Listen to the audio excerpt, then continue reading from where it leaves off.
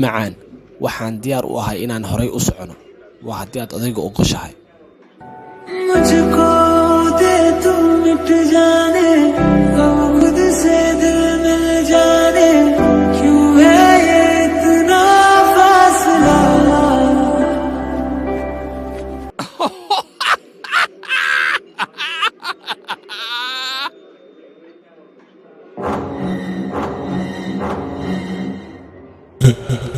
waan arki doonnaa balantaas meesha ay ku dambayso